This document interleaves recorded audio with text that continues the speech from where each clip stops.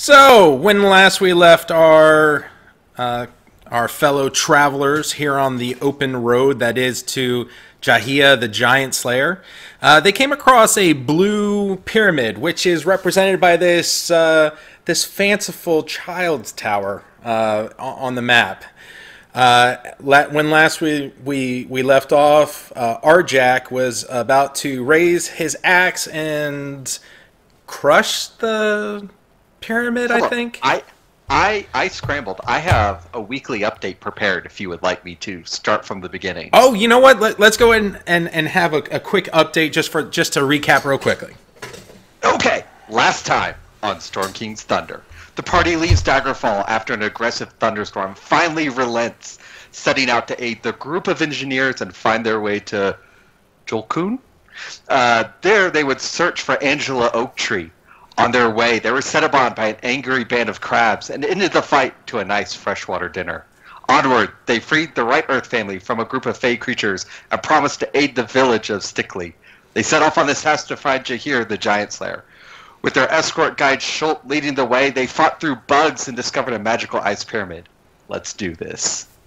That's fantastic. All right, so I don't want to. I put everyone else on the map right now. And Krista, we have a new party member. Krista is back, who will be introduced slightly later into the game. Perfect. Do it, Smurf. What you up to? What is everyone up to now that they see the two, what appears to be two faces, but it's really not. It's not clear, right? What is very vivid is this really super dark gem or mineral of some sort that's cleanly visible through the walls of the ice pyramid. So how tall are we talking this? I mean, is it like Arjak height? Is it the tower? It's large. Oh, it's I mean, a tower. Oh, sorry.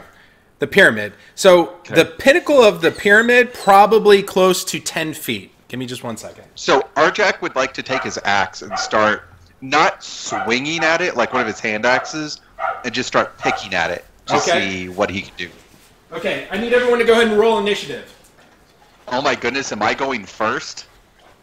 So, first off, you need to move your character right near the tower if that's what you're doing. Yep. Everyone else, I need to know where you were at the time that he was about to swing. Don't lie to yourselves or the DM. Put yourself where you need to be. I thought I was looking at the face. Okay, so you'd be really close to where Arjak is. We'd be buds up here. Traveling buddies! I was hanging back, of course, because it's scary. With a look of horror on my face as he's swinging this axe at this ice pyramid. I'm not swinging! He's just like picking at it, trying to see if he can like scratch and like get a better view. So Arjak kind of goes up and starts to scratch, and all of a sudden his axe goes straight through where the pyramid is, and there's three creatures that are right there, and the second one basically the pyramid actually the illusion of the pyramid drops into the floor of the walkway as you're headed to Jahia. And we get into a fight where you see these very ice winged creatures coming at you. And we start with the first one. Okay. The first ice creature steps forward and reaches forward with a targeting Arjak. Would he have time to draw his shield during this? Since I didn't know you didn't drop it, yes. Okay? Okay. And the roll runs forward and it's a miss. Arjak, your go. So because he has his hand axe in his hand, he doesn't have his battle axe. So he's just gonna take a swing at Mr. Doodad in front of him. Let's see if I can target. There we go. Go down to actions. So wait a minute. We need to understand why you have a attack stack. It's probably from an earlier bless. Let's remove those real quick. All right, thank you. That's a hit. All right. I'll take it. And so your swing hits, and basically what you're facing against, you're gonna learn is an ice method. It crushes into the slightly, I mean, compared to you, much smaller creature, but it's still kind of average size. Its wings kind of causing it to retract back just a little bit and not taking the full force of your blow. Right. One of the next ice methods has an opportunity, jumps forward, and you see it kind of intake air and blow and basically hitting Treban and Arjak with a blast of cold air. I mean, how big are these things? Are these like sprites? Like, are these like? So figure they're probably about 4.5 feet tall. Oh, okay, so they're a good size. Yeah. So I'm thinking there's like this little fairy thing going. Ha! No. No, in fact, if anything, it's gnarled and its teeth are kind of gnashed together. You need a dentist. So both of you save. I'm trying to figure out if the frost breath does any. Oh, so you're only going to take half the damage. So you both take 2 points of damage as this kind of blast of incredibly cold air just kind of hits right through you. Next up, Gesh, you're up. Oh, yeah. That's unusual. You safe back here, sister. Oh, our tokens aren't locked. Are they not locked? They are not. We're drifters. I don't normally control you like Bruce's characters do. So, what are you thinking about? All right. Well, that's going to be a 25-foot move, and then I'll be swinging upon that ice toothpick. Okay. The ice pick, nice. I bet you taste chilling and refreshing. I'll soon find out. He's a connoisseur of dead stuff.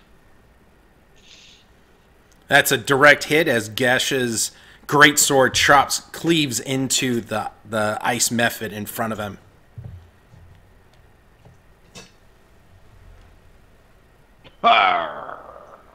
Dealing a very heavy damage. You kind of notice that the one that's directly in front of you is a little bit more minuscule compared to the other ones. It's not as big brother as the other two that but you couldn't tell it from afar because all 3 of them are kind of emanating this kind of weird fog, like the air around it is just a little too hot and it's just steaming off its icy exterior. It's like a fog machine at a rave. Wait a minute, missed that one. Okay, so the next ice method moves forward to attack Treban. Reaches out a claw. And sorely misses Treban. Next up is Aiden. All right, I'll just move to here and pull out my shield and hide behind it. Only Nice. having 2 spell slots really sucks. Yeah. I've already used my spells for the day. All right. That's it. Treban, you are up. And am I pronouncing your name correctly? Because I got to make sure I'm getting it right. Treban. Treban. Treban. Right. Got it. Okay. Bling! He will swing at this creature in front of him. And he will miss. So even though the creature missed profusely against Treban, Treban must have still felt kind of like the steam, the frost on his glasses, except he's not wearing glasses. Anyways, next up is the first creature that's going after Arjak, and again swinging with his claw. That's a sore miss, though, as Arjak seems to be armored to the hilt. I am. And he's going to return the favor. He's going to come back with that hand axe. Make it happen. Oh, that's a clean hit. And he'll come in and do a little bit of damage. So you maxed out the damage with the hand axe, and now you're starting to see blood kind of come out and seep over this white, icy exterior skin that the creature has. Next up, the breather of the group reaches out to attack Gesh. Mouth breather. Exactly.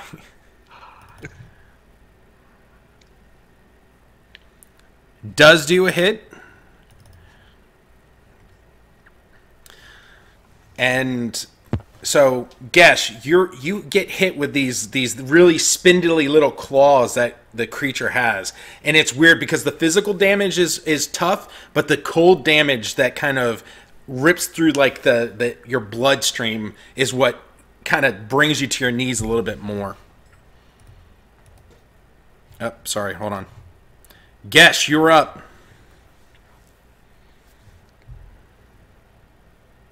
Well, that will not do. A respectable hit, Popsicle. Oh, but Gesh definitely has a much more respectable hit, dropping his great sword directly into the ice mephit, breaking it into two. And you kind of notice as you hit it doesn't die. It kind of shatters in front of you. Did you say it bled, though? It did bleed. Good to know.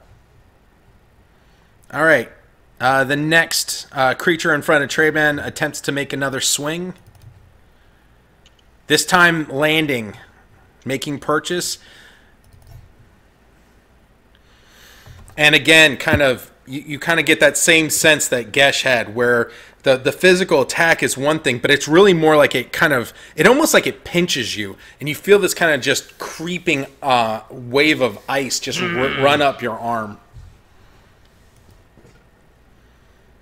Aiden, you're up. Things are looking bad up there. Things are looking bad. Bad. Schultz still kind of diagonally in front of you going, well, I guess I'm going to put away my math utensils since the pyramid's down. And you kind of see him pack up real quickly. Yes, go up there and do something. Yeah, that's a good idea. So now she's a bard. She's being inspirational. I'm trying. Yeah, go help them. Okay, is that your turn? Yep. Okay, go ahead and drop it down. Drop down. Oh. All right. Traben, you're up. Oh. So this time he says, Thorb tells us that battle is the most magnificent competition in which a human being can indulge. It brings out all that is best. It removes all that is base. And he swings. Yeah, see, you know what? A lot of people online is going to be like, wow, he's talking a lot. But clearly you're the deed. Well, maybe I spoke too soon. So he landed purchase with his longsword and then rolled a 1 on damage. So it was a successful hit, and now at least all the ice methods are damaged. Next up is the first ice method, who has this weird, icky, bluish blood kind of running down its icy form. Attempts to attack Arjak one more time with his claws. Let's see if it's going to happen this time. Oh, it happens this time. Arjak can't miss at all. Nope. And does some very serious damage as 7 points of health leave Arjak, and Arjak is a nice big red circle right now. I would like to take a bonus action and use my Stone Skin's Endurance. What is that? Stone Skin's Endurance. You can focus yourself, occasionally just shrug off injury. When you take damage, you can use your reaction to roll a d12. Add your Constitution modifier to that number roll and reduce the damage by that total. Oh, well, make it happen. So I roll a d12. Which one's a d12 again? Is it the second one to the left? Yes. Okay, and then I add my Constitution Oh, you're fine. modifier to that, which is +2. So the ice mephit reaches out, grabs onto Arjak's arm.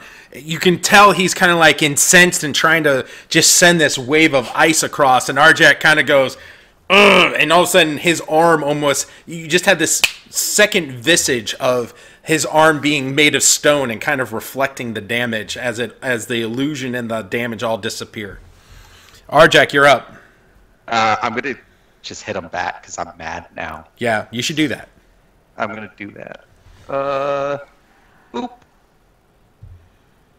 That's a clear hit. Rolled a 19, y'all. Roll that beautiful being damage. And the strongest, the eldest brother, let's say, of the ice mephit is now dropped. Let's see. Let's go ahead and remove some of this. And next up, Gesh, you're up. Walking around a flank, making it happen. We're not giving advantage on flanking, just FYI, but... We're not? Okay. No. Good to know. It's fine. I just want to be from that breath weapon if it does. That's a smart move.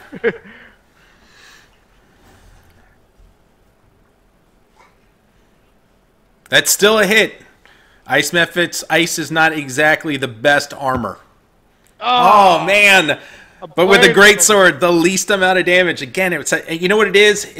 Maybe you need to borrow Arjak's sharpening stones because it just ching ching. You know, it's not causing enough damage to your opponents. The last ice mephit is still up and about, and he's very flustered. He's actually not. Mephits are much more in the we want to prank and do damage as we do, not take this much damage. And seeing both of his friends die between his activations has kind of put him in a state of stupid as he attempts to flee. So all three of you get attacks of opportunity. Make that happen. As he flees, if I take a thrown axe attack here... Actually, I take that back. Arjak can't because you used your reaction earlier to do the stone skin thing. But the other two can. No, I think that was a bonus action, not a reaction. No, it was a reaction. It was you were reacting to their attack. Oh, it's a reaction. Yep. Okay. So both of you, though, as the Ice Mephit's trying to get away, and you happen to notice that as he's trying to get away, that blue gem that you saw was really multiple pieces of agate that he's like fluttering away trying to flee with, and you break him in half. I mean, he just kind of shatters, and you kind of hear Sholt behind you kind of going, "See, that's why you don't leave the path." We're still on the path. Oh no, he he was pointing at the ice mephit that just got dropped and shattered as he left the path. He's like, I keep telling people you got to stay on the path. So the ice mephit kind of and when he does, you can actually just reach from the path if you want to, but there's 4 agates, and I'm going to go ahead and put that in the community party sheet right now. Let me make that happen. All the joy that is using Fantasy Grounds. Wait a minute. Hold on. Gotta go to inventory first. So, question. I'm sorry, it's Jasper. It's 3 pieces of Jasper that they were kind of holding together to make it look bigger and through the thing. They killed the rogue? Say that again? From Lost Mines, Jasper the Rogue? No? Okay. Oh, no, yeah. So, 3 things of dark blue Jasper. That's currently in the party sheet. Y'all can divide it up later on if you'd like, or pick from it now. Average value, it's already kind of been identified as 50. It's like 50 gold pieces per. Little perk for a first level party. Is there enough of the blood that I can try to harvest it into my flask? No, because when it actually dies, then it shatters again, and then the blood kind of seeps through the cobblestone area that is the path. Gotcha. All right, so I don't want to rush y'all, but is there any plan on doing any sort of healing before we commence, or are you making it to the shack? Or to Good. I don't think there's any healing left at this point. Okay. No. I think I took the damage and then said nope. Okay. So, you all continue on the path. Sholt kind of leads the group in a merry jaunt, very happy that everything's packed back up. And you kind of saw him break out his crossbow again, but he just didn't have a chance to use it before they were dismissed.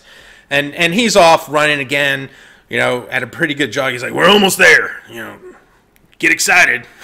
All of a sudden, you see a little bit of kind of like a very, what appears to be a densely wooded tree area over the path. He's like, that ain't nothing, and all of a sudden runs right through it. It's an illusion that dissipates almost immediately, and right on the other side of it is a log cabin. Okay, and it's not a massive log cabin, but for one person alone by themselves, it's a very respectable size home. Okay, everything that is in this that this house is out there is made out of wood. You have a wooden door, wooden, actual decent sized logs.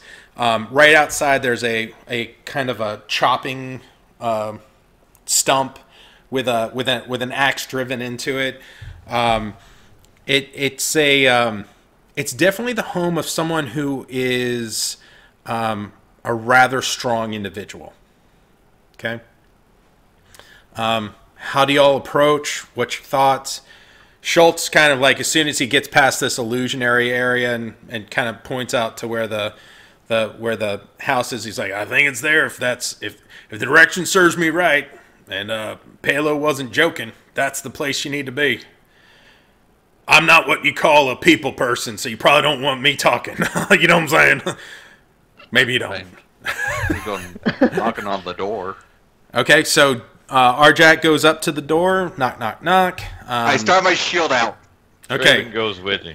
Traven and Arjak are at the front door. Knock, knock, knock. You kind of hear from the inside, just a minute. And all of a sudden, the door opens rather slowly. It's a woman in her, maybe early 50s. I'm going to go ahead and give you an image here. Arjak will go, well, glad he ain't naked. Can we come in? Hold just one second. Let me share this with you.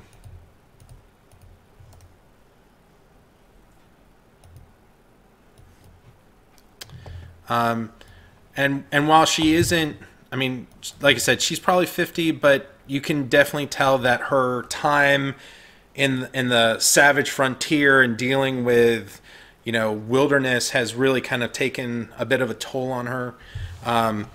She answers the door, not quite in this armor set. When you come in, you kind of see to the side, it's this half plate armor set with wolf engravings and stuff. They're on the side.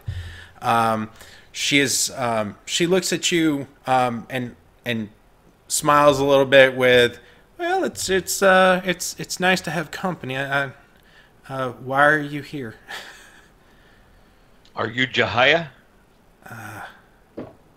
Yes, I'm Jahia. The Giant Slayer? You can't go ahead and roll an insight check for me, Bruce. Isn't that what they called her in the village? Yeah, that's what they called her in the village. And I never did fix the tower, so don't worry about rolling it there.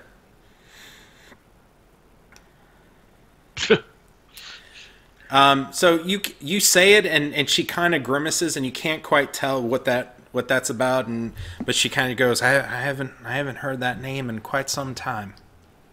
We come from the village of Stickley. They are besieged by giants and request your aid. Wow.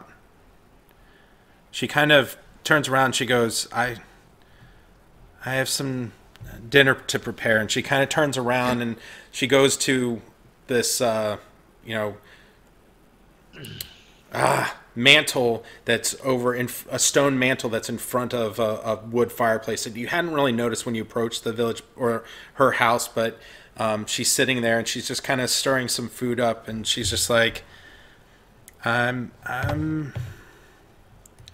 What exactly do they need my assistance on? I said they are besieged by giants. There is a giant who is threatening to destroy the village. You can kind of tell that she's nervous. Can I get insight checks from anyone else who's there that is interested? Sure. Insight. That's a skill. I should go to my skills tab. It's funny how that works. Right? Okay, so Aiden's the only one that picks up on this, and Aiden, you might get this because definitively you feel what she's expressing all the time. She is just the extreme level of nervous and fearful, and she's just like, I haven't been a giant slayer in a very, very long time. And as she kind of like stirs the stew up in this pot, and she's like, I don't know if I'm what you need. I also need perception checks from who was at the front door. It was me and Traben. Okay, so perception checks from both of you. What languages do your characters speak also? Ooh, common, giant, and orc. Okay. Common, dwarvish, elvish, gnomish, and halfling. Okay. Okay. Okay, so Traben, you only kind of noticed it because when she answered the door, she was kind of playing with it in her hands. That it was there's a little silver pendant that she's wearing. Arjek, you noticed this too, but Traben, having speaking Dwarvish, you kind of notice that it's a Dwarvish rune that says Giant Slayer. So, let's see. How much would you know of Dwarven culture? Go ahead and what would be the associated knowledge check first? Let's do history. History, yeah. Yeah, so while you had enough to kind of just catch your eye on it, there's not an associated knowledge in your mind about what that would necessarily mean. But Traben does recognize the rune as Giant Slayer. Right, as Dwarvish in language, and that it said Giant Slayer. Awkward question. Does Arjek have enough headroom in this building? Yeah, I mean, she probably built it for a 7-foot tall person. So, like, how tall are you? 7'5". Okay, so maybe not. You're kind of like you're a little hunched over, right? So Arjek's gonna chime in and be like, "I'm gonna go cut some firewood," and he's gonna go outside and just like she's cooking, he's gonna help her out a little bit and let them do the talking. Okay, so Arjek leaves. Arjek has left the building. And okay, so as Arjek walks by, guess he's gonna turn. Don't leave the path. Yeah. You come out and Sholt is sitting there smoking whatever is like the local tobacco kind of thing, and he's just like, you're not much of a people person either, huh? Okay. Go chop some wood.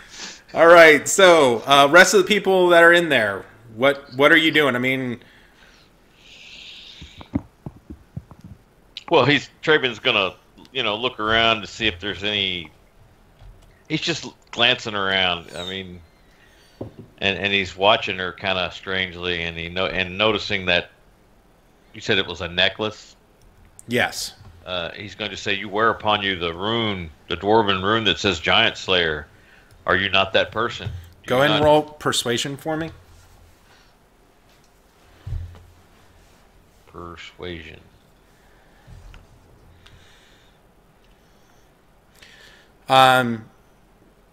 Somehow the way that you said it kind of just, really kind of hit home a big wave of memories and she kind of turns around to you and her face is tear stained as she's talking to you a little bit about how she lost a lot of really good friends while she was fighting in the northern wilderness, and that it was during one of those moments where she lost someone that she cared for deeply that her just anger burst out, and she absolutely decimated the frost giant that killed her lover. And she's like, it's one of these really tricky, consequences that always tend to lead you to have immortal strength, and I'm nervous that if what you're saying is true, and that this town really needs me, that I might not be up to the task. Torm tells us that even the wild beasts have a duty to perform, for duty is the handmaiden of life. All things that have life have a duty, for life itself is duty. When a man has no obligations, he is dead. And she looks at you kind of with a tilted expression, and she's like, she understands like that you're trying to drive at the notion of one's calling, and she's sitting there thinking about it, but you kind of feel like she's about to respond to you in a way that's not exactly what you want to hear, but she kind of reserves her comments. John, Gesh or Aiden, are you saying anything at this point? No, I'm hiding outside the door. Gesh. Well, there's a lot of, it's a door. Only so many people can fit in the doorway, and yeah. Oh, I thought everyone else is inside, out, other than Arjak and Sholt, who are outside the building. Then I'm lingering in the doorway. Oh, okay. So Gesh is waiting for the proselytizing to get done as his eyes have again rolled to the top of his head. He's like, yeah, is he done? All right. You know what? I love everyone's take on this, so thank you. Yeah. Go ahead, Gesh. So he'll say, you walked the path of a warrior. It was a gallant life. Along with your friends, you would do the memory of what you all were doing a dishonor by hiding here and just killing potatoes for the rest of your life. The people need you. Your warrior spirit needs you. Come, let us kill giants and find glory once again. Go ahead and roll persuasion, John. Or Gesh. Isn't that what I just said? It's a little bit different, but I'm not giving him any advantage on that. So, John, or Gesh, this is about the time where your creature, as you kind of step forward, I'm envisioning your dragonborn self kind of moving forward towards her as you're kind of like, you're feeling this like emblematic dun da da da kind of moment as you're kind of like saying, we gotta do it, and all of a sudden your eye catches the very corner of the room, and she has this massive greatsword, and it is unbelievably ornate, and even just like you're almost immediately drawn to it just because of the awesome almost diorama that's on the blade carved into it, and this must have been like the ultimate dwarven forged weapon at one point. So Gesh walks in, all blah blah blah blah blah. As soon as he sees that sword, he gets big eyes. He goes, "Woo!" You also notice that. Awesome. Yeah. You also notice that as she's stirring the pot of food, like her cloak kind of pulls back a little bit. She has to be the most ripped individual you have ever seen. Okay, this notion of like arm wrestling, you'd be like, yeah, maybe not. Don't give me ideas. She has, for a woman in her early 50s, she has just unbelievably ripped arms. There's no question she built this house by herself. You cannot possibly leave this glorious weapon here to gather dust and rust. This thing is too beautiful to just be here. Oh my lord. So she kind of looks back at you, and it's one of those things that she's not a prideful woman, but her adventures in the Savage Land are bittersweet to her, and so the notion of Bruce noticing her locket and you noticing the blade, there's a sense of compassion's the wrong word, but it's kind of a forlonging of what has happened in the past, and she responds to you in a way that kind of makes you a little nervous, because she grabs some of the stew and she eats a little bit, and she goes, you know, maybe I wasn't meant to be on this earth, but maybe this is my calling anyways, that I have to go find whether or not it's time for me to leave this home and either continue with my life or meet my loved one in the afterworld. And she slowly picks up her sword, but when she does it, Bruce, you're taken aback. But again, because this is a massive blade. I mean, when she sheaths it, you got to realize it's like this on her, okay? It's this massive blade, and she is this woman who, she's not frail. She's unbelievably strong, but she is just a 5'4", and I mean, and here she has this massive blade that is like inches above the ground. You also see her kind of walk forward, and with the most, you can tell that she's done this in numerous numbers of times. She kind of sticks her hand in between the posts that are holding her armor, and she slips into it almost immediately. And this half plate of armor that you all have taken on and off armor, this should be this exaggerated, everything is buckled and everything. It is perfectly fit to her as she just slides it right on, and she goes, I can't tell if I'm happy right now. I can tell you that I'm glad you all arrived. Take me to where I need to go. So when you're talking about this blade, are we talking about like Final Fantasy proportions? Yes. On this blade? Yeah, okay. it's unbelievable. Oh my gosh. In fact, she doesn't. When I say she sheaths this, it really is only like this like perfect band that goes around the hilt of the sword, so you can easily see the rest of the sword behind her, and it's like a mountain range engraved into the metal of the blade. And I mean, you could probably lift it up and go, this looks a lot like the top, like the spine of the world from maps that you've seen before. This woman has been places. There's no question. So Arjak comes back in with arms full of lumber. Are we still cooking? And she's like, that might be good to smother the fire. It's time to leave this place. He just kind of tosses it and goes. Okay, so Jahia has decided to return. Sholt is sitting outside. You all come back out, I guess. She's taking a minute to kind of inventory the room, and she asks, when is the giant coming back? Do we know? Tomorrow night.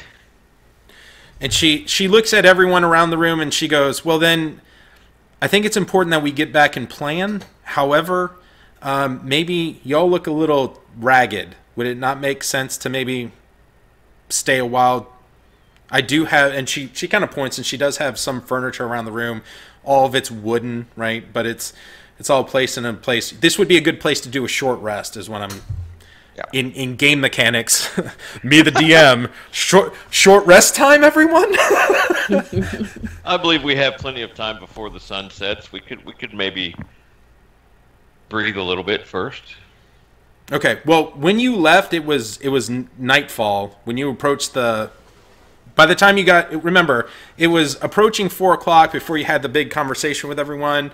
Leaving the thing would have been around 5. You did 4 hours of travel. It's 9 p.m., right? Well, it only takes 4 hours to get back, so then why do we not leave in the morning?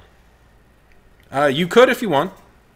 She's like, you know, you've made it an emboldened case of concern regarding the thing. I've made a mistake. If y'all want to take a long rest, that's possible as well.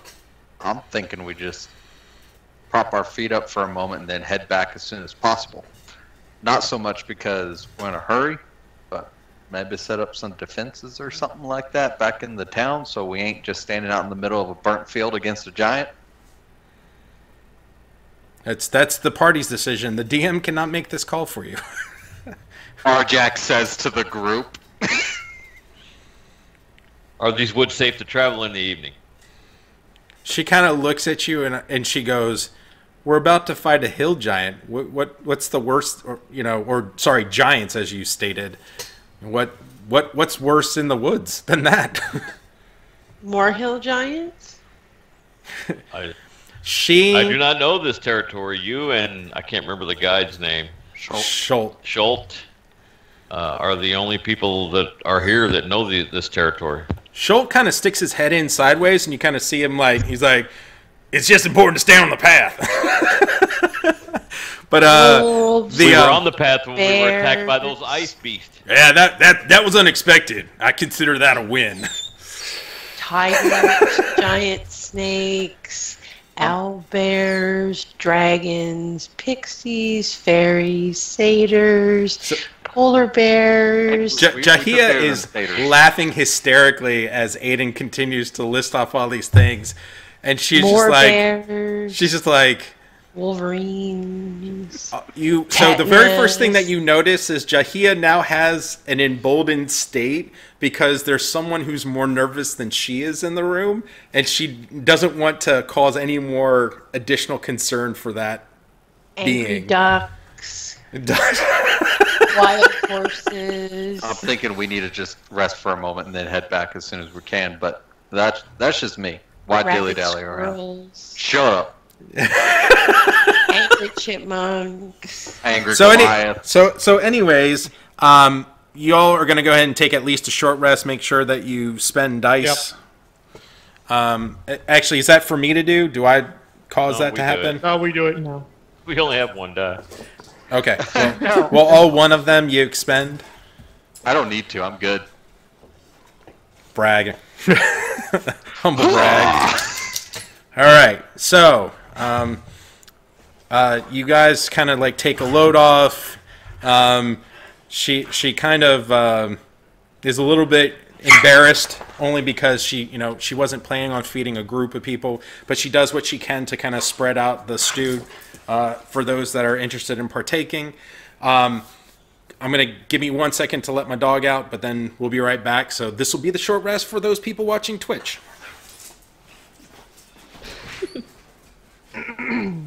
Giant caterpillars.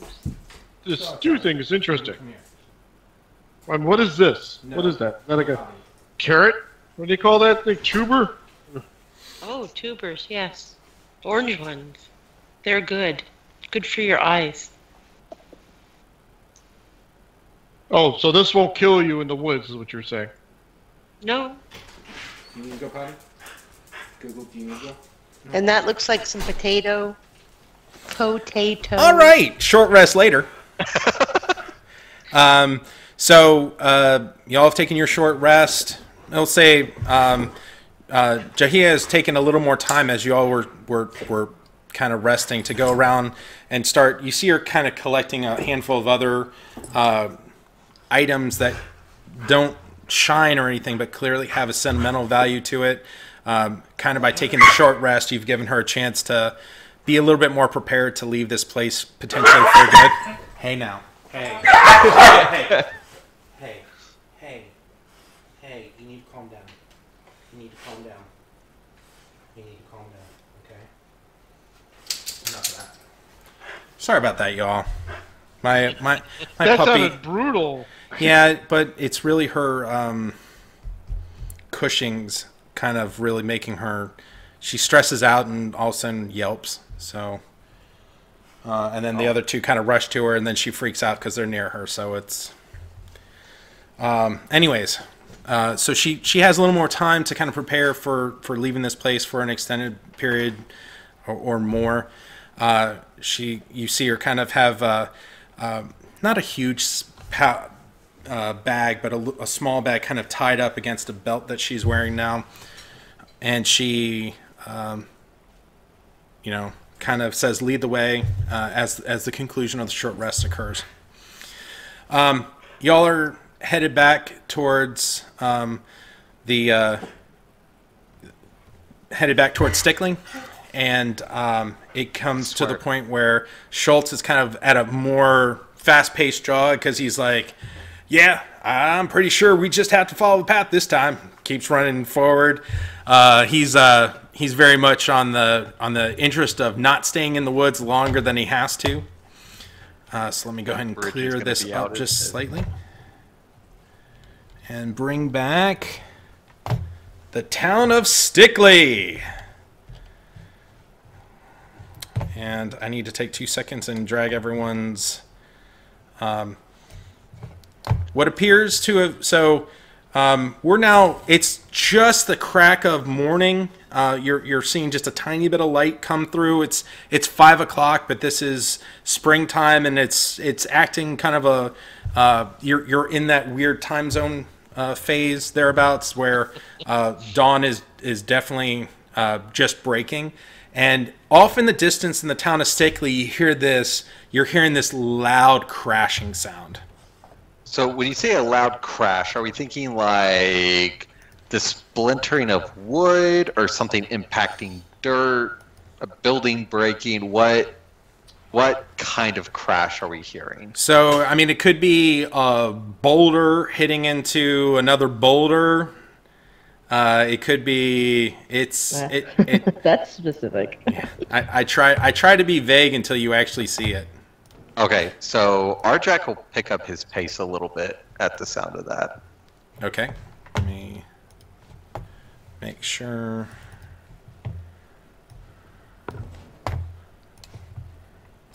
I'm gonna get everyone in real quick. Aiden, I'm sorry that I put you in front of Gesh. Oh yeah, we can't have that. But I figured you might not want to be the last person in a run of people as well, so. Okay, yeah, I suppose. It's hard to run away when you're third in line, though. Yeah, oh, fair enough. He can trip me.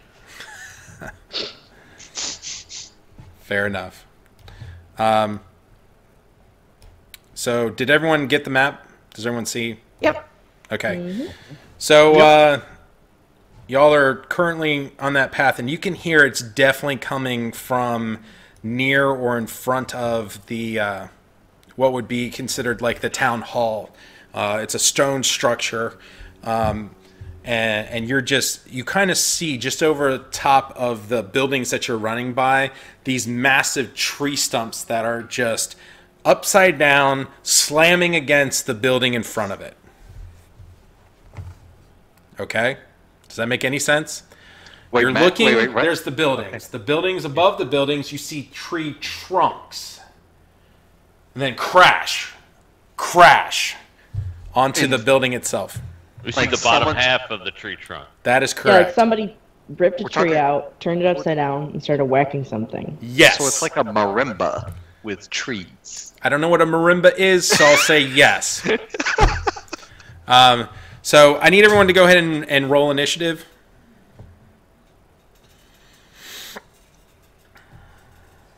And that includes you as well, Alessandra or Alessandra.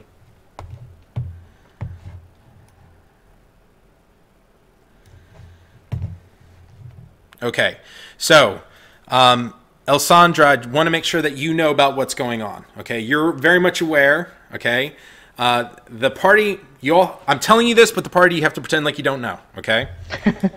Plug your ears. There's a hill giant directly outside the town hall, and he is smashing it just smashing it over and over again with these two massive tree trunks that he's literally dual wielding trees. Okay.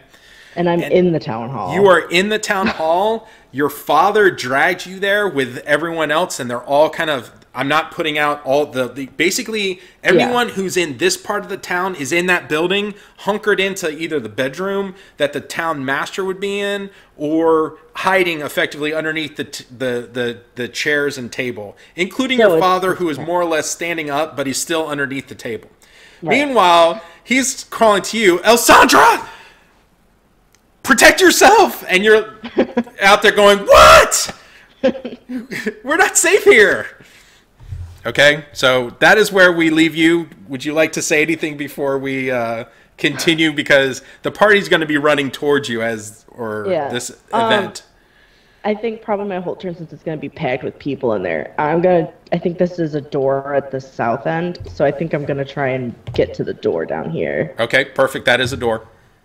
And then I feel like that would take my whole turn. I'd be like weaving in and out of people. Yes, fair enough. Maybe like getting here. Okay, so you weave in and out of people. At one point, your dad tries to grab your ankle to kind of bring you back underneath the table, and you're like not having any part of that. Dad, no worries. Yeah. Okay, so now that we've kind of started that up, Aiden, you are up.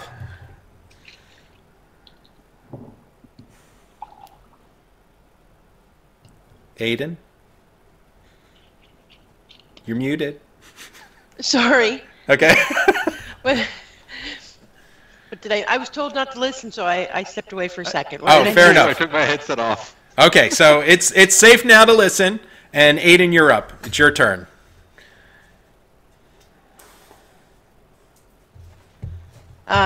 Okay. Okay. I'm going to go hide over here. Okay. And hope that the giant doesn't see me. Okay. I think that's a safe bet. He isn't. You can't really tell which direction he's looking in, so that's a safe bet. Gesh, you are up.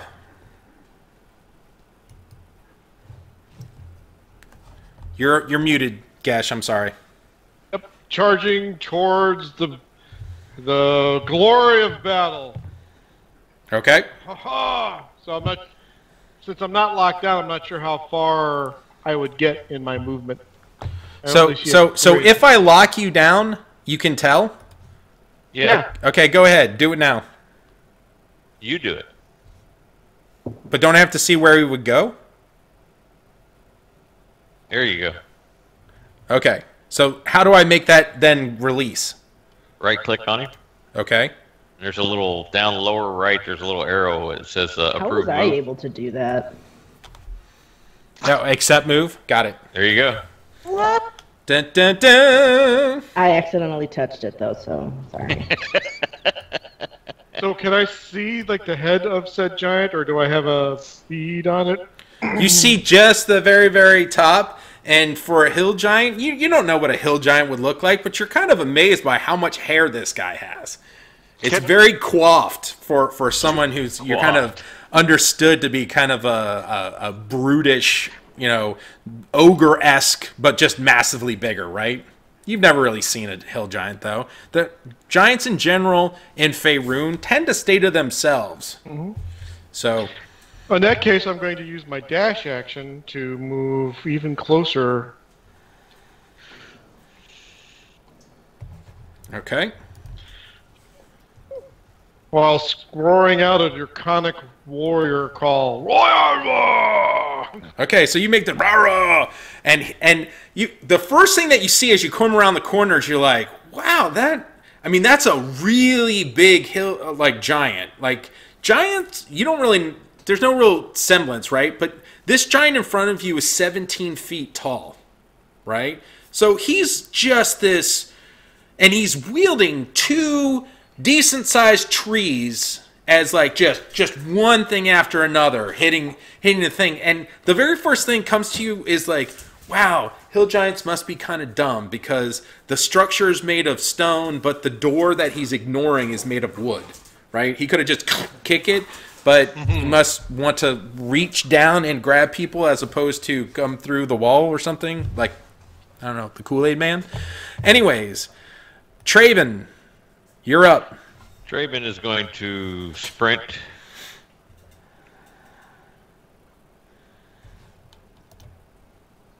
to there. And he will be saying, "The battle is afoot.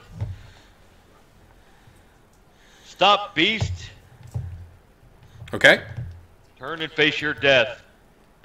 The hill giant is just... He can't hear you over the sound that he's making of the tree trunks just like smashing, because there's no time for pause, right? He is just smashing away at the structure, and even when he's like pulling the tree back, you hear this woof, whoop, whoop. So like between him growling and the tree striking the building, he's just not paying attention to what's behind him right now. Is he doing damage to the building? It's noticeable damage too. Like while you're not an engineer by trade, there is some concern of if things don't progress at some point, he will take the building down. Arjak, you're up. Okay.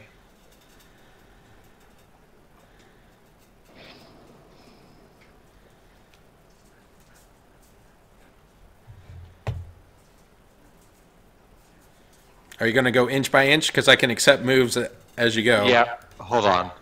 So I can move double my speed On a dash action. as a dash. Okay, so I'm going to go ahead and dash to there, Okay. pulling out my battle axe and my shield at the same time. And in giant, I'm going to yell, "Hey!" and then an expletive for someone's derriere. And he's going to bang his axe on his shield. Okay. You can only move 30. I mean, what's your single move? 30 feet. Oh, got it. So He Yeah. dashed. 35. Right, got Yeah, I it. dashed. So instead of doing 30 accept, he just went 35 and said, "That's my dash." That's my dash, yeah. Okay. Okay. So Can I roll anything knowing giantish things about this giant? well, because of your backstory and arc, you'd actually be thinking, if you were in Hill Giant society, this would have been kind of an upper echelon Hill Giant, right? Oh. Not one you would consider like smart, because no one does, but it's way more a thing about him. Again, there's something in Hill Giant. Hill Giants are not what you would consider classically groomed, okay? And so the fact that this one keeps its appearance up, it must be for some reason. It's not like standard human royalty type, get up, but his hair really is like, it's got all these like twigs and stuff, and it's wrapped up, and it's kind of like one of the things that you would only see in the females of the Hill Giant Society. It's just noticeable. That's all I'm getting at. Okay. does it for the Transgender lady hill giant. So Jahia's gonna Jahia runs a lot faster than you would think that she would be capable of doing. She runs up to there, and she is quick to tell. Actually, hold on. I grabbed the wrong icon again. Come on. So she doesn't have a green item. Throws Sholt in front of her 60 feet. Oh, Sholt is like sitting over the side going, "I didn't agree to fight a giant." So he's like way up there. She kind of like like when she hears the giant, she has become a completely different person. And the fear and trepidation that she might have had before when she was in her home is completely gone at this point. And she's running full strength. She's whipped out the great sword in both hands, and she's just like, she's kind of yelling out warnings like, please let me engage the giant first. I'm afraid for your safety, is what she says. All right, Elsandra. All right. So, I'm gonna... Oops, snap. How come I can't grab my token? Oh, because we're doing something different. Is that Yes. what's happening here? Yep. Yes. That's it. That's my Okay. movement. Zip. Okay. I'm not the slowest. No, and I go, and I run up, and I'll just be like waving my arms around, mad, and I'll say, "Hey, you giant! That's not funny! Get away from that building! There's people in there!" And I'll try and hit him. Do it. With what? Firebolt. Hold on, I did the wrong thing. Cast. To get its attention. Ah, nice. And Did you target him? Oh no, I didn't. I'm sorry. And we'll just use that. Hold on a second. That's a hit. But make sure you target him for the damage. Oh no, I totally forgot. That's okay. We'll That's just okay, drag it over there. I get it. So, you and your wizard, your magic ways throw out this firebolt, and it hits the giant square in the face. And he looks at you, and there's all of a sudden, like, he kind of drops both arms that he's been using to hit at the building, and he just literally lifts one of the trees, and he's just like looking straight at you as he's making his first step. All right, Aiden. Maybe this is a bad idea. I should have stayed inside. Aiden, you're up. Yeah. All right, Aiden's just gonna creep along the building.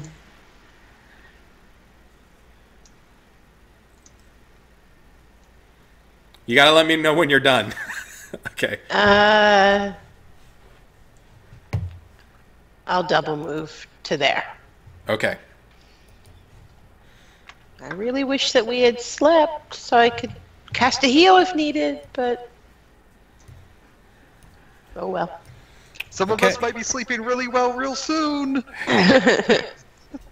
Guess you're up.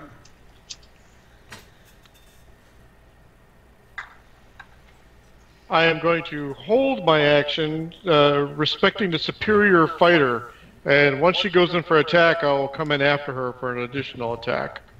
Okay. So I'm going to wait for Jahia Yeah. to do her thing. Okay. Traben.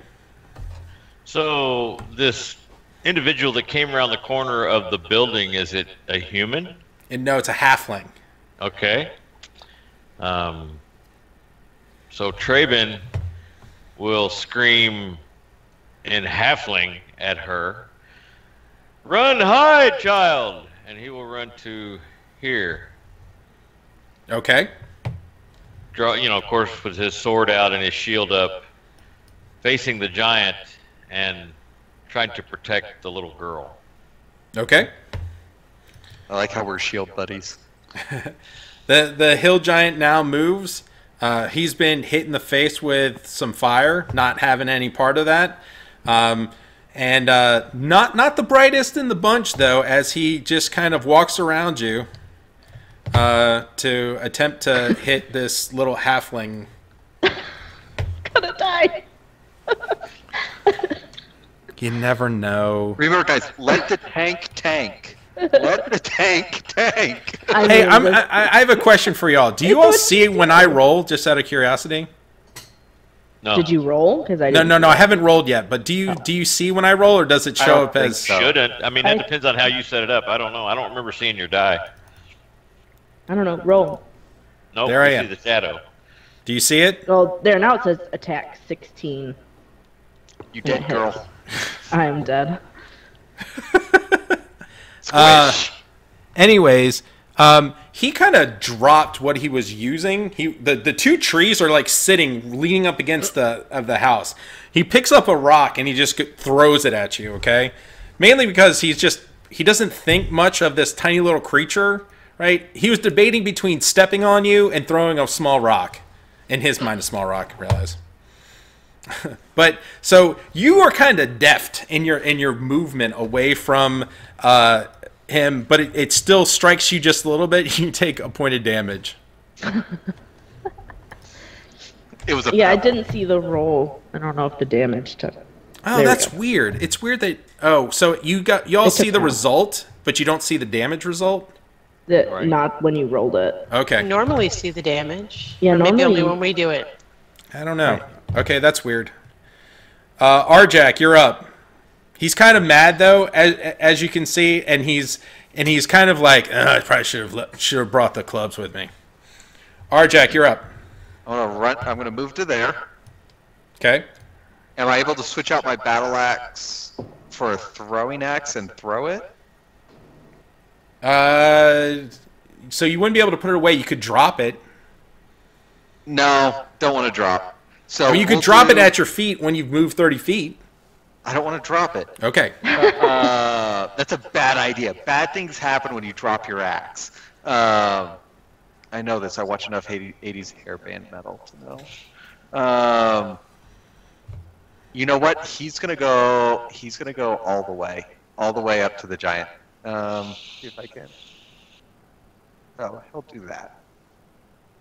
I'll dash. Okay. Sorry, I'm so not used to unlocking people's movement. Jahia goes. She runs up to the giant and has decided to swing. Why do I not see?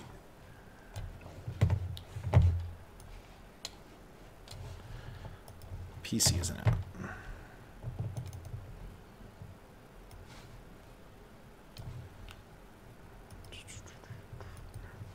Using her great sword, she swings.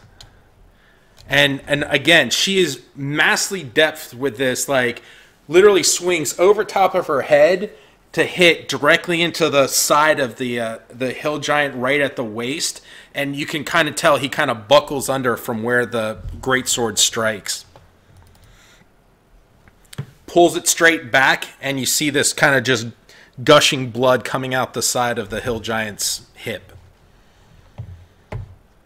Alessandra, you're up.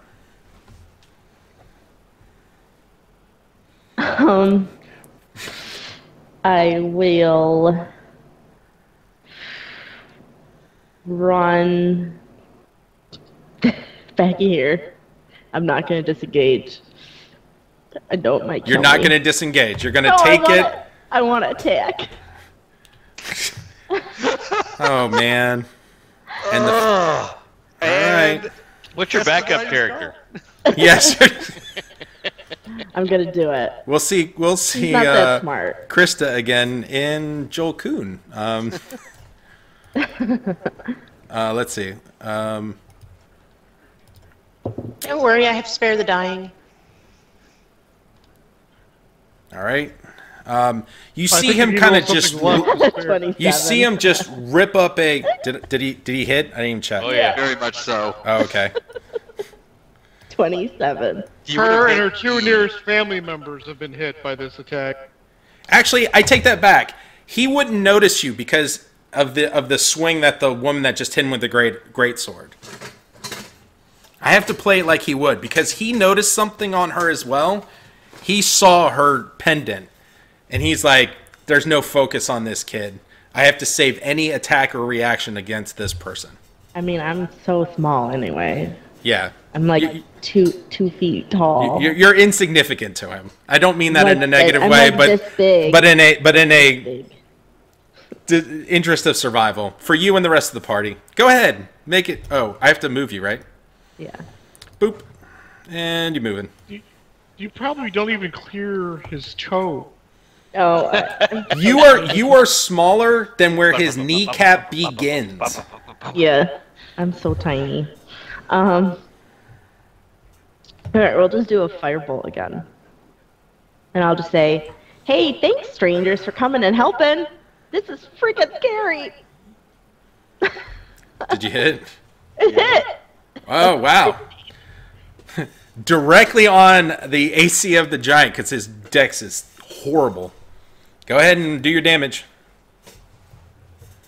10 again. Man, you're maxing out all your damage. You can kind of tell the giant's a little pissed now that he didn't step on the ant before it got away. Aiden, you are take up. That, you hairy, ugly beast. Alright, Aiden's still creeping along. Trying to skirt scary stuff as best she can.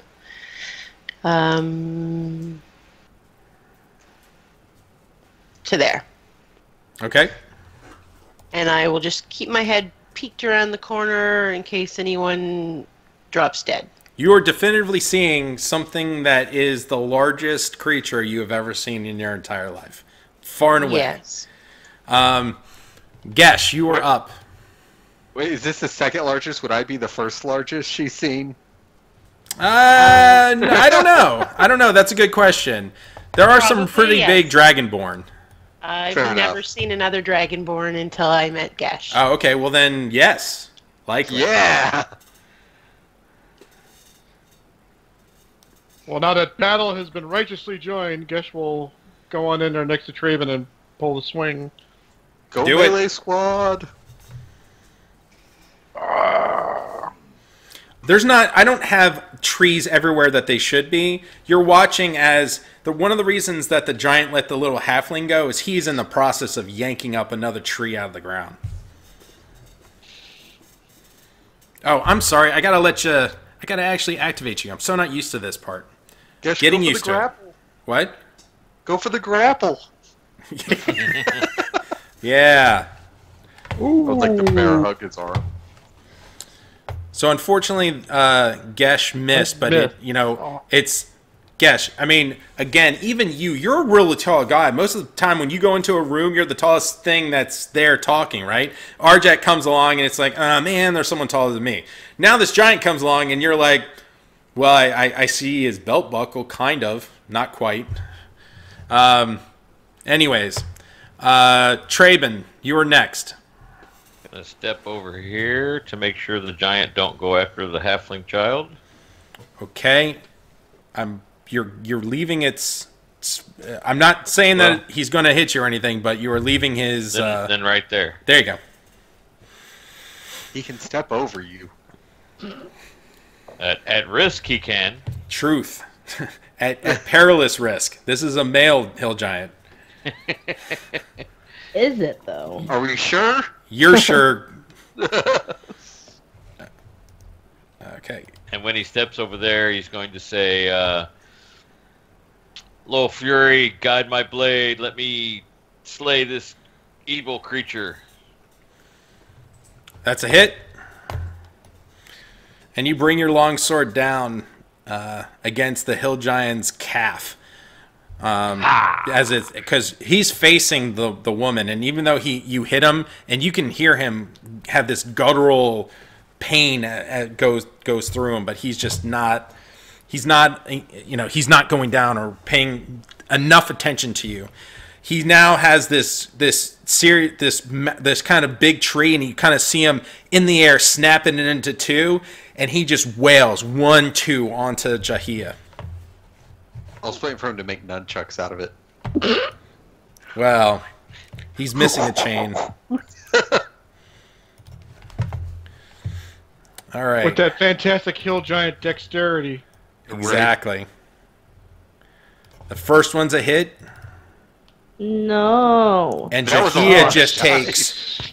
I mean, there's all of a sudden this whole notion of, wow, this guy is scary as hell. I mean, no matter who you are in this party at this point, the first, and that's only the first of 2 club swings as he brings the second one down.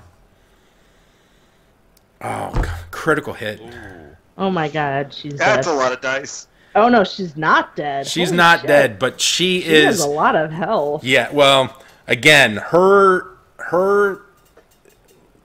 even Gesh kind of like when you see him hit into her body, even when it connects with her body and not her armor, it's so ripped. You don't see any ripple as as these tree trunks just wail into her.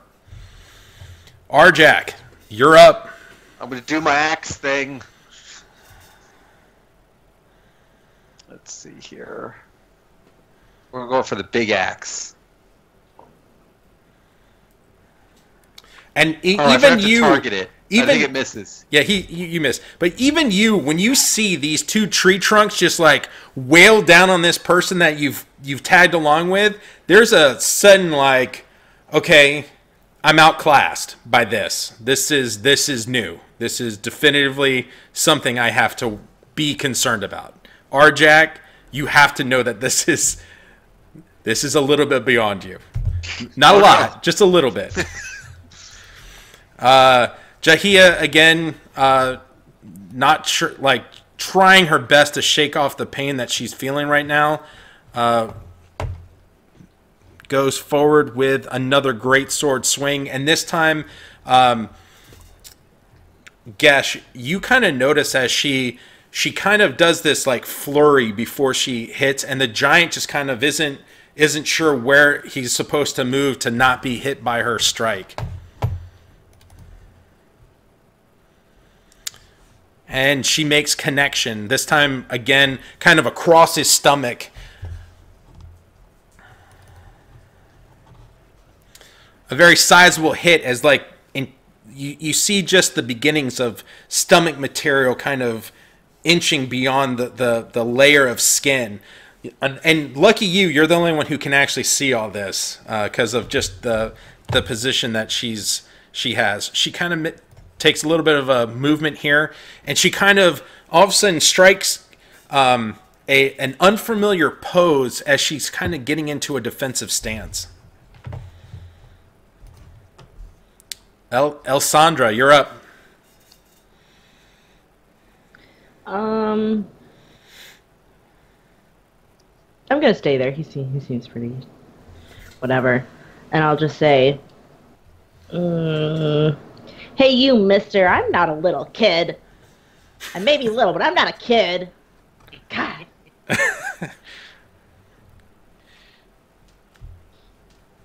So you say this, you kind of like throw your bolt, and it's not quite high enough, and it zips right between its thighs, and you almost get the sense that if you weren't so in the middle of attacking, and he wasn't in the middle of trying to save himself with these two great clubs, you can't help but the notion of nutmeg going through your head as the fire bolt just kind of skims right between the giant's thighs. Aiden, you are up. Can I see that Jahia is not faring well? I mean, she just took 2 really bad hits. There's no doubt that you saw the connection, because the giant brought these tree pieces down upon whoever he was swinging against, and it wasn't your party because they're not dead. All right, I'm going to dash to there. Okay. In case she needs medical assistance. All right. I almost envisioned this skinny little dragonborn down like this. Yeah. I just imagine like a little lizard skittering on the Yeah. Guess you're up.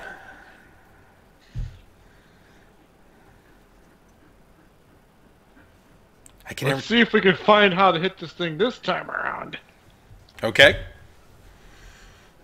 Gesh kind of takes a stance, a lot like what he saw Jahia do, and lo and behold, it strikes true, hitting the hill giant with his great sword, and doing substantial damage. You've learned a lot in front of this giant slayer.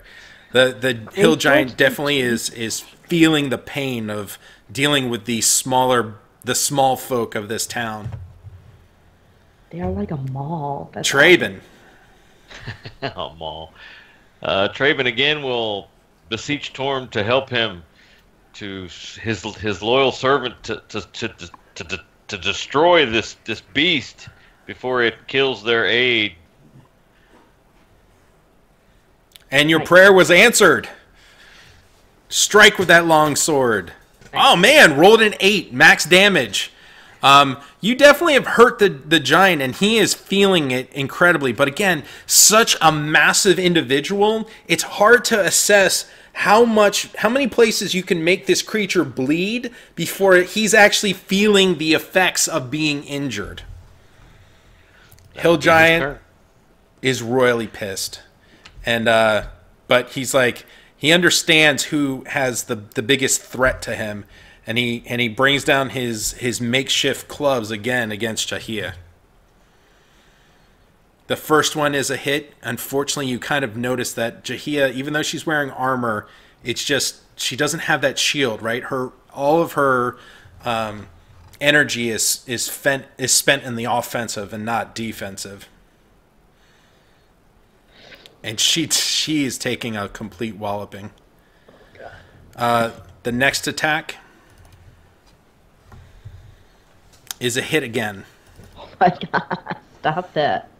And no. Jahia is lying in front of the giant, just completely out cold with that second connection from this makeshift club. Arjak, you're up. Fell this beast, Arjak. And Arjak is muted. I'm defeated by my headset. It's not a good. That's not a good thing for the hill giant, man. He's gonna wind back with his axe and just try to bring it right up between his thighs. Do it. Ooh, gross. Be gross. Nice. But it's a hit. Some people pray to their deity of choice in this game. Others go for the groin. But you misjudge because he's just that much taller, right? When you bring it up to do the mama damage, right? You're not swinging right there, and you hit inner thigh, not the jewels. This dude's wearing a cup. Oh man! Yeah. A little more armor there than one would assume from a hill giant. Maybe he's not as stupid as one thinks. Turtle shell. Jahia is making her death save right now. Elsandra. Okay, so I don't know if I'd have seen her go down. Oh, you would have. You would have because you're kind of small enough that you're seeing underneath. You kind of can see between Traven's legs, and then you see between the giant's legs, and then you see this body that's on the ground. And I mean, like he picked up the huge club, so I'm assuming bad shit happened. So I will cast a first level spell, and I'm like upset that I didn't hit it last time, so I'm gonna do magic missile. Do it. All three at him. That's good. It'd be kind of awkward if you fired at your party. Yeah. There.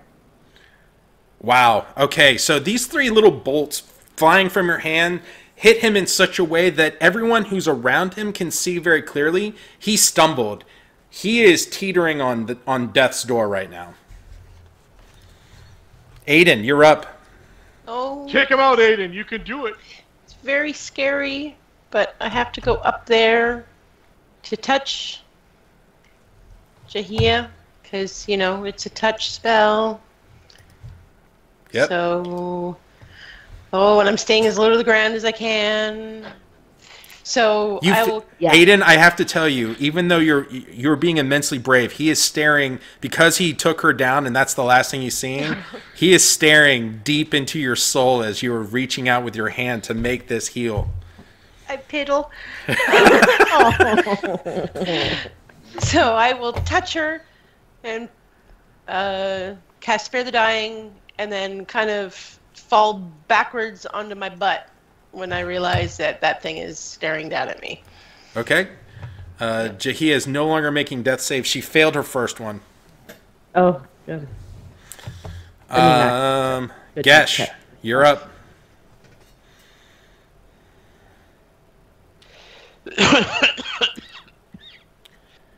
Gesh rolls and modestly rakes forward with his greatsword, but man, the hill giant is so distracted by all these being hit in the head with the magic missiles and damage from all directions that it lands. It makes purchase in a very sensitive spot underneath the armpit, and you see as it just kind of you almost unhinge his arm as he falls kind of like to his knees, and then crumbles into the ground before you. All right. Yes. So I need to know what everyone's planning on doing at this point. We're not in initiative right now, and I'm gonna unlock all the. I'm crying. Oh. Because that was really scary, and I thought the giant was going to eat me. Yeah, there was definitely, given your state of mind, there's no question that thought went through your head at least twice. At least twice. Scalp. I will poke my head in the door and just yell. I'll say, The giant's dead, guys. You can come out. And the town people kind of slowly come out the door just as the corner of the building, the top, like the north eastern section, just kind of falls in on itself from the weight of the two trees just still hanging there. So in a roundabout way, Alessandra, you kind of saved some of the people from the cave-in of the building, but they're just immensely amazed that. How did you give health back to Jahia? Oh, Leon Traven, way to go! So as the town kind of pours out, there's this woman who is kind of shaken but slowly coming to her feet, Jahia, and Pello immediately runs up and gives a huge hug to Alessandra, but kind of reaches beyond her, pointing forward, and he goes, "It's the Giant Slayer!" And I'll say, "No, Daddy, I'm the Giant Slayer." Someone yells that, Arjet kind of comes up and goes, "Yeah, I am." He's not pointing at you. Damn. So the town kind of rushes out, and there's a whole lot of, I can't believe we survived this. Thank goodness that Pello was actually kind of in his right mind that this person exists. Jahia kind of looks at all of you, and she looks back at Aiden, who she kind of gets the sense from the murmuring amongst the party that Aiden had, healed her, and she comes up to you, Aiden, and kind of gives you this mithril pendant that she's been wearing. So now you have right now a mithril pendant that says Giant Slayer. Oh, I can't take that. No, that's yours. That's special. And she's like, "No, this will definitively be the last one. I'm not banking on coming back from the dead a second time." And the town kind of swarms her. I mean, everyone's very thankful to everyone in the party, but the town is kind of because a lot of them thought that she was a myth and legend, that she didn't possibly exist. That they're kind of enamored with the possibility of meeting something that they didn't know really existed.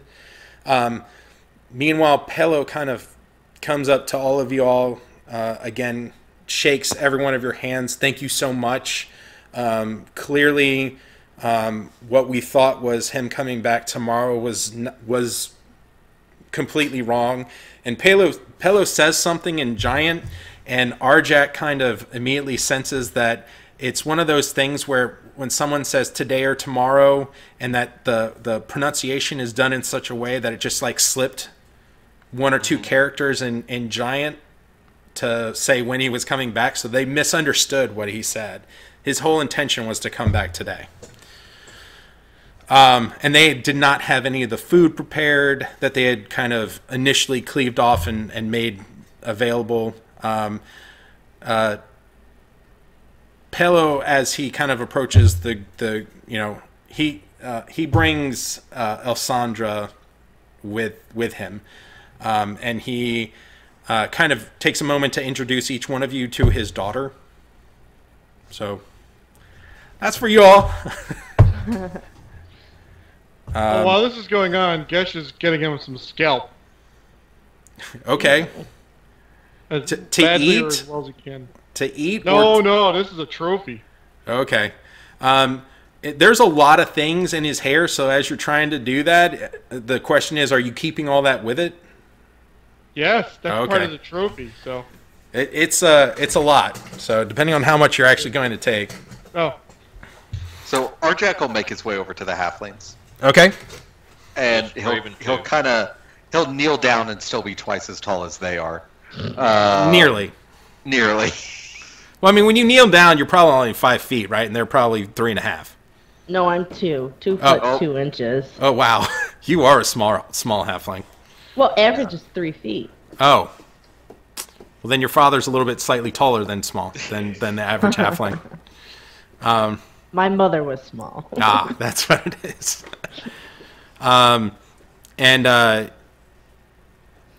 kind of confides to both Arjak and Traben that his daughter is a bit of a wild one, and that but incredibly talented, and I don't think she's cut out to be stuck in this provincial town for very much longer. And kind of sizes you up on how you're reacting to that. He's like, I would never have sent her with y'all to find Jahia, and I hope you're not offended by this, but she's the only thing I have left. Her mother's no longer with us. So Is her father the guy that we talked to in the bar? Yes, it's Pelo. It's the guy who jumped up and asked you to go find the giant slayer. Taking the cap off would be good. Well, she could have proved very useful against some strange creatures we ran into in that while being on the path. Well, you know, guys ran into some cool creatures? What were they? They were some type of strange ice mosquito, maybe? Delicious is what they were. We didn't eat Ice them. fairies? I know He some did. ice stuff. I can make things freeze. so he kind of under his breath, because he doesn't really want his daughter to hear him, is just like, you know, would you all be interested in having a compatriot? Arjak's gonna be speechless, and he's just gonna kind of look like Traven at Traven, like, is he for real? Is this? And Is Traven this slips legit? into halfling and says, "Do you mean for her to travel with us?" What do you mean to travel? And he kind of nods without he's kind of doing one of these. So he switches to Elvish. Does she speak this too? No, actually, I don't think you do. No, do you? I don't. I Okay, think he speaks it because of him being an innkeeper and there being a lot of half elves in the village. So he's like, I no, I only know don't. like 4 languages. So he's like, no, she doesn't know this, and so he's like, yeah, I kind of have to alert you. She's very rambunctious. She's She brave. doesn't- She incredibly brave, but I have to be honest. If in my mind, it'd be more settling to know that she's hanging with other people who are equally brave, and I can see that you all work well together and care for one another. This is, We just met each other. and I understand, but roll a insight check. Since Arjak doesn't understand any of this, he's just gonna kind of glare at the child. Okay, so you happen to overhear someone who's talking in Elvish behind you about Jahia, and they kind of make mention back and forth in Elvish that they're like, man, you know, Elisandra, you know, was a part of this. Can you believe it? No, I'm so glad she didn't burn the whole city down. And I just kind of glance at whoever said that. Sorry about I that. will glare back at Traven you. will look at them, and So in halfling he will say, "This young lady was a hero for this town, unlike most of you that chose to shirk your duty and abandon this village that you had worked so hard to build." the two half elves look at you kind of weird and go, I don't know what you're talking about. But Palo looks back at you and goes in Elvish, they're not far off. and so maybe there's a sense of making sure that everyone stays safe because he's worried about how she's going to expend her energy if she stays here. So Aiden will say in Elvish, I won't be the shortest one anymore.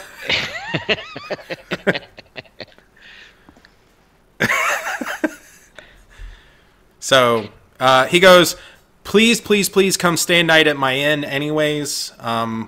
it's just morning, but I'm sure if you guys having just returned from a very long trek could probably find it within yourselves to get some shut-eye. I'll provide meals at this point. Say that again? Is he speaking common? He's speaking common. He's speaking common at this point. He's just like, please come. Please, you have to stay at my inn. I want to be known as the innkeeper that brought back the giant slayers. Anyways, that this is a day that needs to be celebrated. So, are you all headed in that direction? Or? I got a bit of a question. Was it your inn that just got crushed a little bit? No. It's the town hall. We're good then. We're good. Yeah, it's the town hall. So you all head back to the inn. Round of drinks for everyone. A lot of there's a lot of talk that you can kind of overhear from tables to your behind you. Some of the people who you knew were from the hunters who were like, we should just abandon this thing, are now like, man, I told you we could take them down. And oh man, yeah, I'm so glad we didn't get any of those food stores out. And so they're constantly, even though they're both thinking that what happened is the good thing, both sides that were kind of nitpicking one another are nitpicking the other for the other kind of concept, right? It's like the hunters are like, man, I'm sure glad we didn't just waste all our food, and the people who were going to get appease the giant by giving him the food, it's like, man, I'm sure glad we didn't run away, wimps. And the other one's like, stupid people. And so there's still that kind of like, less more filling, less, whatever, the beer commercials, right?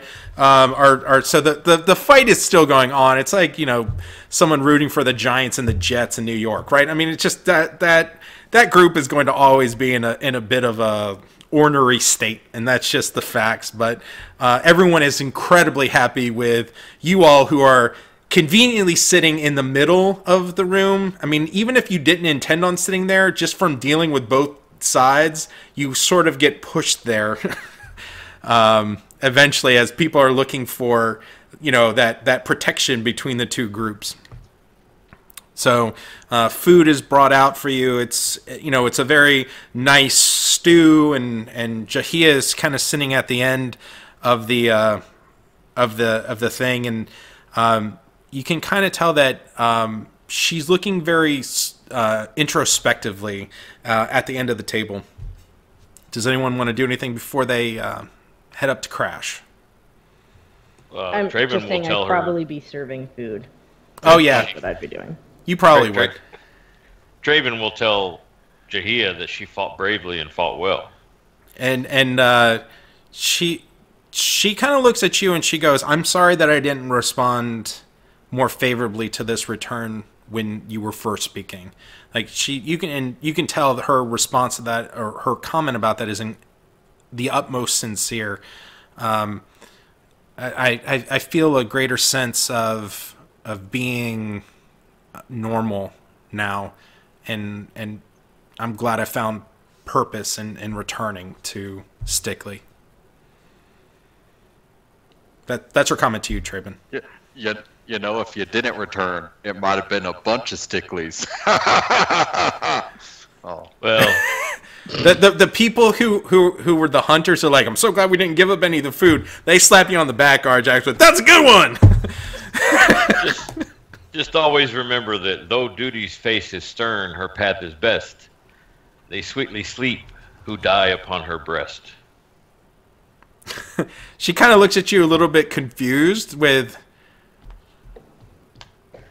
Those that you have known in your life that died fulfilling their duty died a great death. Okay, that she understands, and she kind of takes it to heart. You can tell just by the way that you're speaking to her and her responses to it that she's spent so much time working on the physical nature of her being that she had to sacrifice time on the books. Let me just put it that way. Okay. Okay, so I'm assuming, obviously, I'm like going around to all the tables and stuff, and I'll stop by your table and I'll just say, "Hey, you guys want a bottle of the good stuff? It's on the house." Yeah, Yes. Go ahead and roll Yes. a sleight of hand. I want to know whether or not Yes. your dad accidentally saw you do it and exchanged the bottles out. Hold on. It doesn't have to be very high. He's very distracted with the amount of people that are eating food at the end. Yeah, you got it. All right. You got the good stuff. I don't really know what the good stuff is, but it just says good stuff on the bottle, so I'm assuming it's good, right? You guys got can 3 have, X's I mean, instead like, of 2 you helped, X's? you fought, so, like, that's pretty cool. You were brave, young lady. You were very brave. I'm not really, I guess I'm a lady, but I'm not really young. I'm not a kid. Everybody thinks I'm a kid. I'm not a kid. I wonder why. Are you 8.5 now, maybe? Are you kidding me? No. I'm 23. Oh. She's just small, so it's mistakenly young. I was going more by her mannerisms than her stature. No. I know how you feel. Well, little mouse, you did a great job, and you have one heck of a bite. Yeah, I'm just glad it hit the giant, you know. Sometimes random shit happens. I don't really know how it happens. Oh God, this is how I die. Oh, you're one of those. Okay. I heard mention of burning the village down. Is there a story to perhaps you need to tell us? What is the village? I didn't burn down the village. Those people are they're just exaggerating. It was just Arjack would like to try to intimidate. It was just like one field. Well, it was not even a structure, it was a field. No. Yeah, yeah, it was just one field. And it wasn't even the good crops anyway. Listen. Well, that explains the burned land we saw out there now, doesn't it? No, that wasn't me. That was I did that like 5 years ago. That was because they were making that field fallow, so they were trying to, you know, get the nutrients and stuff. So really, I did them a service. I mean, I just helped them with the process. Listen. Just as unexpected. That's all.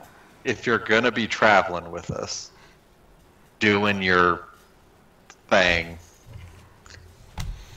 if you put anyone else in danger, you realize that we will take you limb from limb.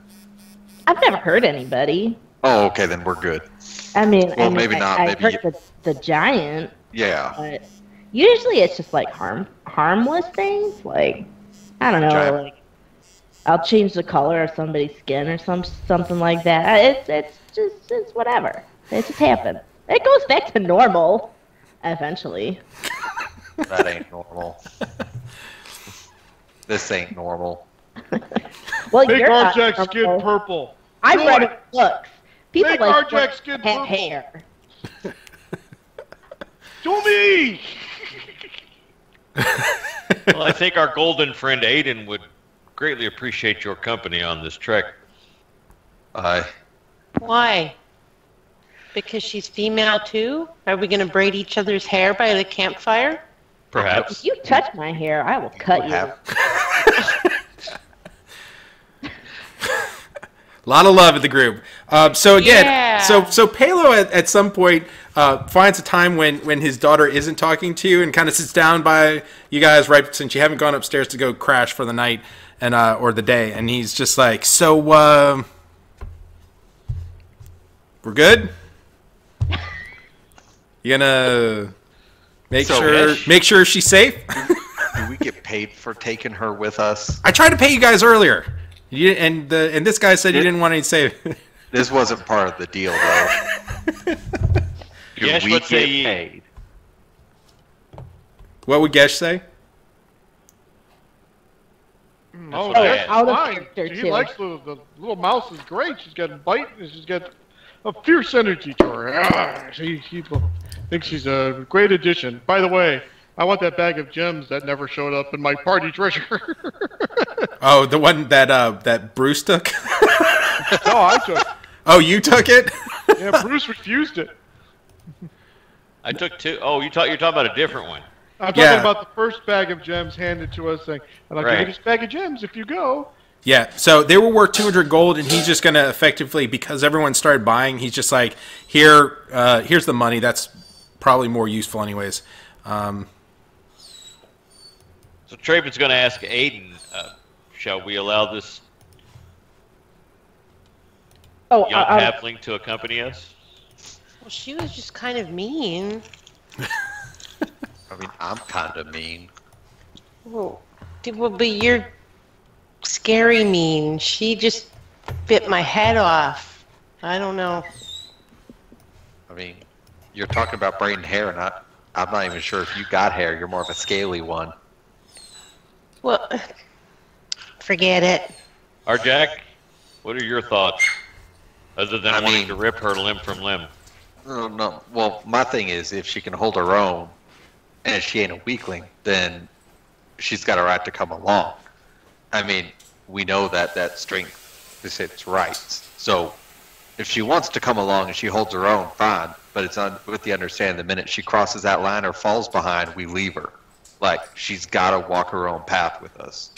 I ain't a baby, sir. I'm too old for that. She took first strike at the giant. I think that alone earns her a right to make a call for the party. She was closer. Arjack doesn't see her more as anything other than competition at this point. So, I mean, Traven will look at her father and say, if she desires to go with us, that is her choice, but I don't think we can guarantee her complete safety at this point. I mean, I personally will do everything I can to make sure she returns to you. So at the point of you going, well, it's her choice, and he goes, awesome, she's in. Well, aren't we just going to find that lady and that's all? Why would you want to just go find some lady with us? I have no idea what you're doing, and you see him kind of go, I have no idea what your party's about to do. Why are you so desperate to get rid of her then? You don't even know where we're going or what we're doing. Oh, I believe wholeheartedly that you all trust this. You all mean well. He's very blunt. He's just like he's like, it's making me sound like I'm a bad parent or that I don't care about her, and nothing could actually be farther from the truth. She is everything, but at the same time, I can't provide to her the adventuring spirit that she has is not in my nature, and I can't keep up with her.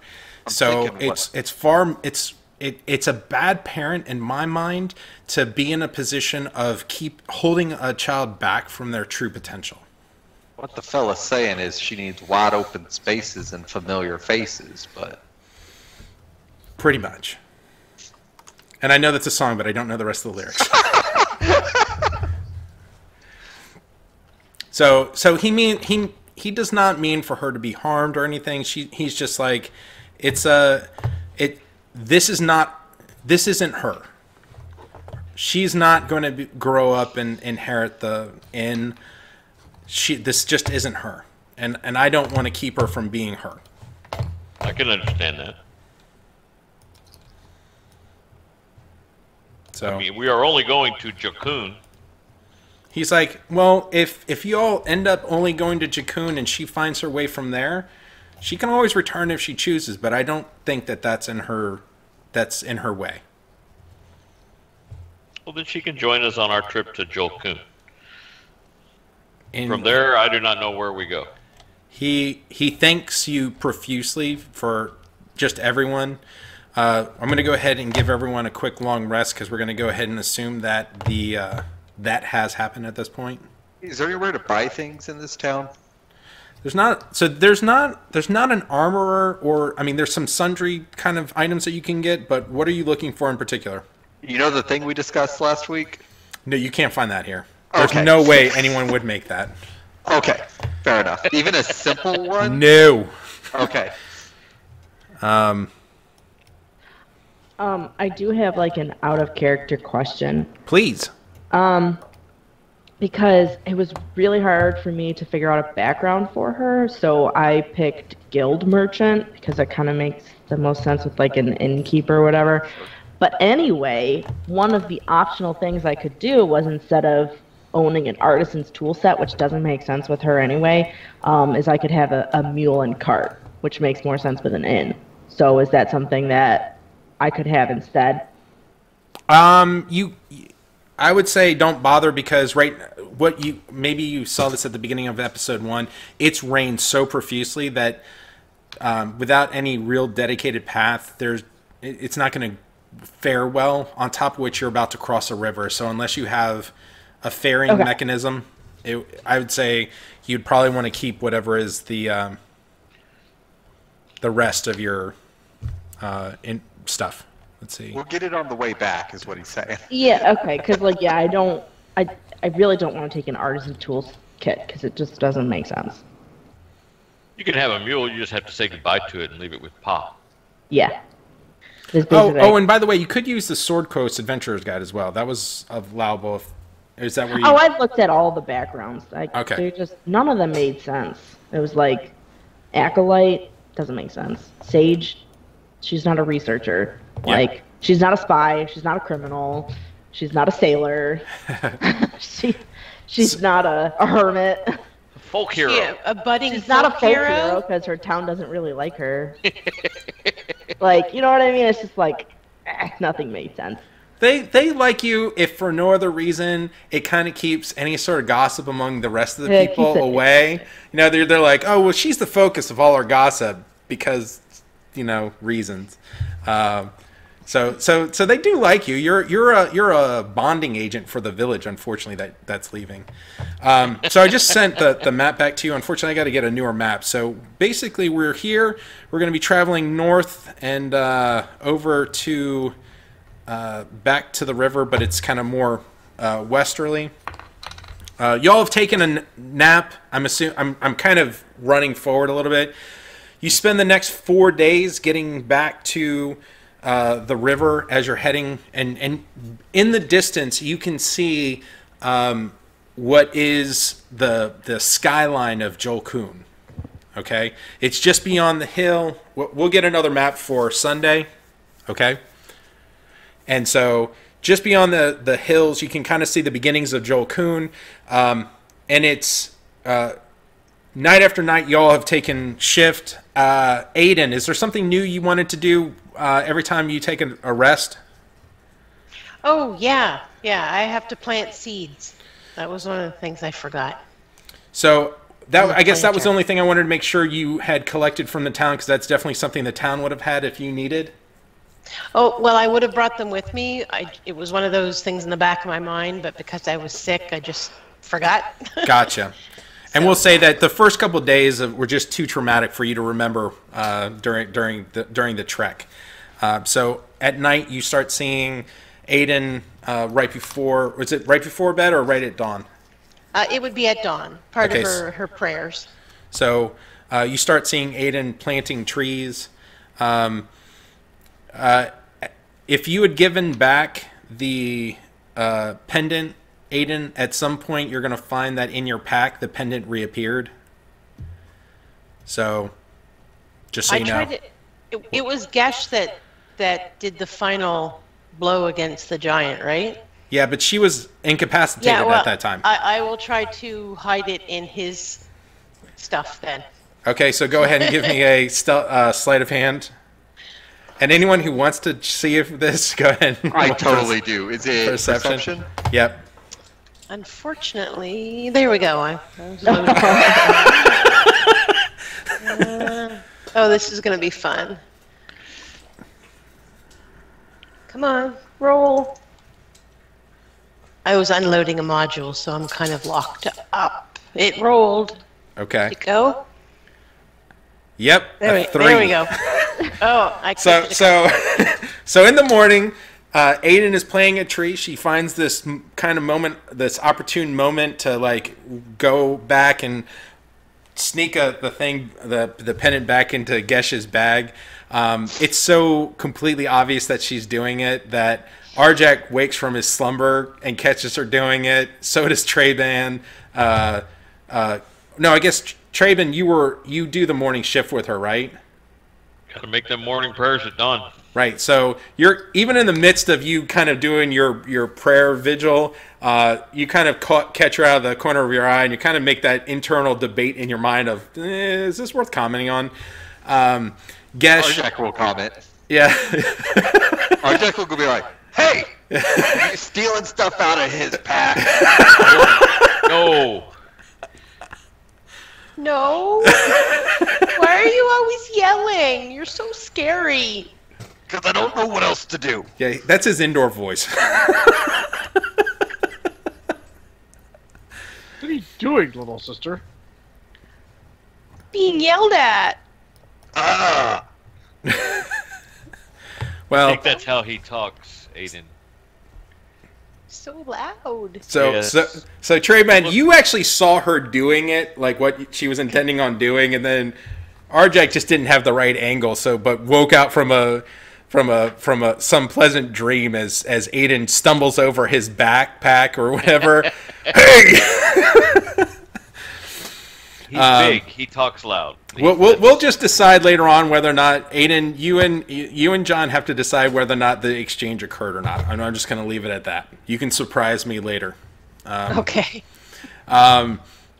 So you all, like I said, you all make it to the river, and you do one more day of traveling. There is a boatman on your side of the river, kind of ferrying people back and forth.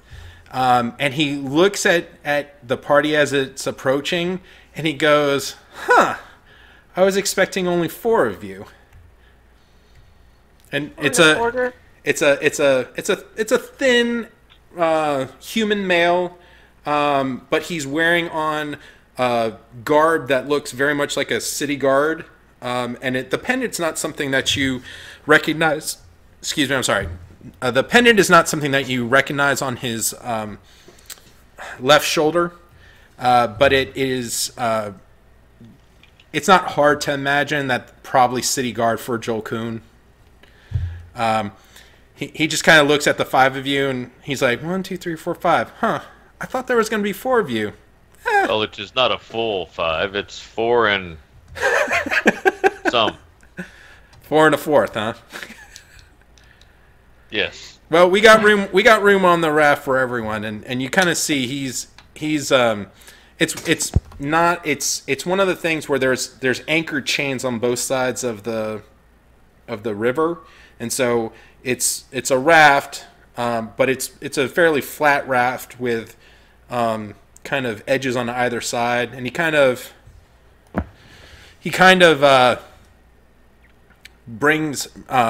invites everyone in the party in to be ferried across. He's like, I've been waiting for you. I was told by Angela that there'd be 4 coming, but again, the raft's large enough. I'm excited to have you all here.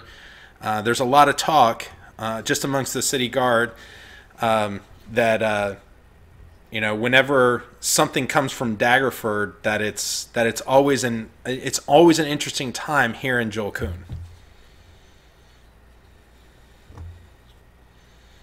Interesting how? Oh, I don't know. It depends what you bring to the town, right? Every time we get people coming in from Daggerford, something interesting happens. And he kind of turns around, and now the skyline for Juloun looks a little bit different as you're right at the edge of the river, and he's starting to make mention of it. He's like the front part of the city that burned down to the ground, and the part at the end that got rebuilt when we had a really wealthy merchant come in with goods for more than the eyes could see, and really brought a lot of trade to the city.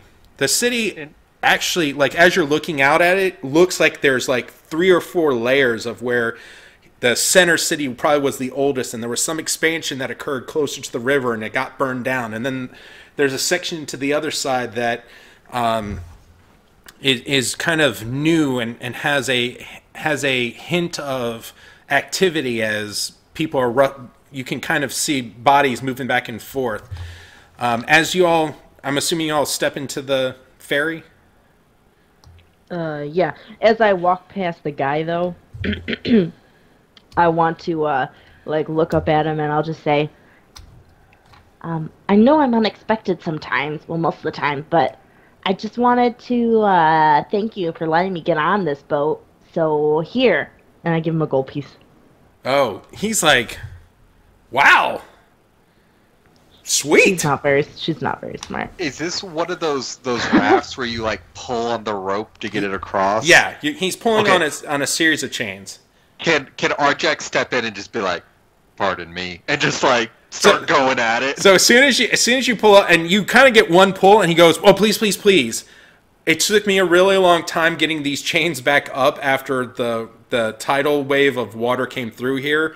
I'm sorry, sir. I know there's a desire to get across the river quickly, but if we don't do it in a relatively steady fashion, there's a chance that it'll come unhinged. And as you can see in the boat, we don't have oars.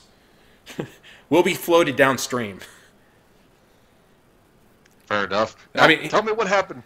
Who were the last folk to come from Daggerford into the city? The last folk that came from Daggerford was a... Oh, that's a really good question. Let me pull this up real quick.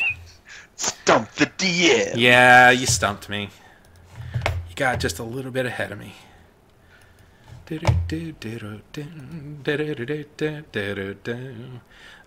Time check for everyone, just so you know, we're at about 20 minutes out before we're going to conclude for tonight. And I just want to get you guys across the river, after which we will call it for tonight. But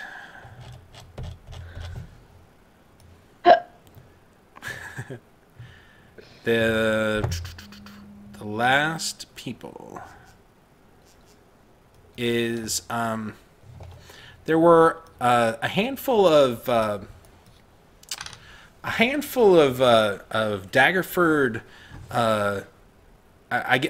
To be fair, I don't know that they were from Daggerford, but they were definitely dressed up as nobles. They spent quite a nice penny here in Juloun. One of them was this guy named Giles, an interesting fella. I don't know. I can't really say too much about him. There was it's either him.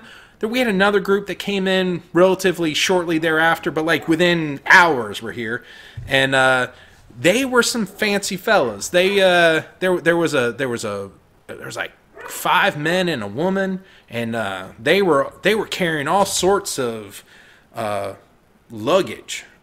Very, very, very fancy group of people, though. Spoke with a certain haughty accent.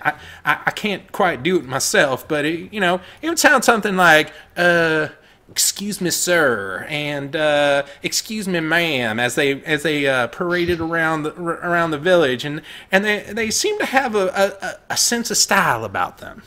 And he's saying this as he's like dragging the chain back and forth. Would I have known this since being in like near Daggerford?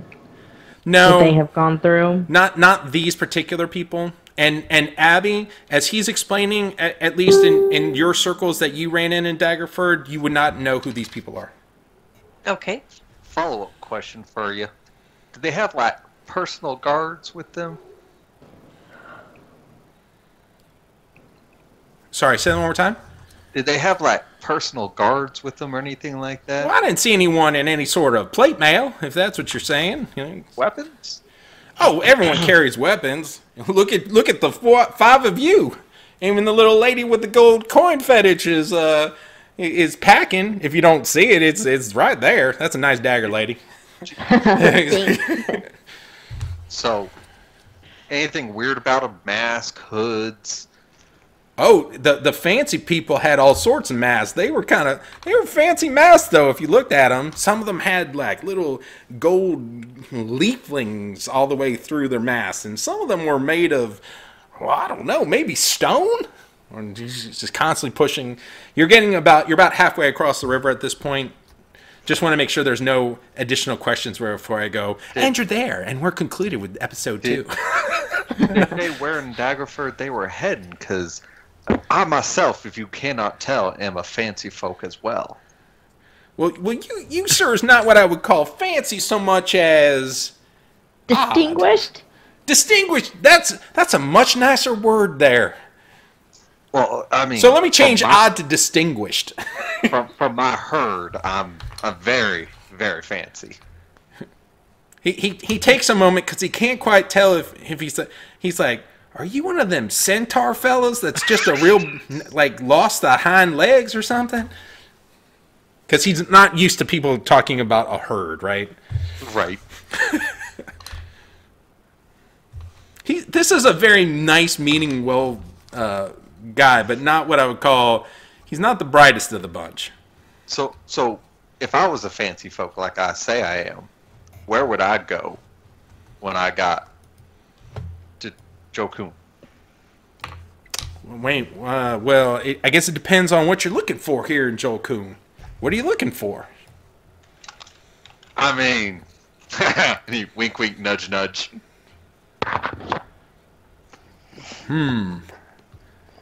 I think you're looking for something different than us, Damon.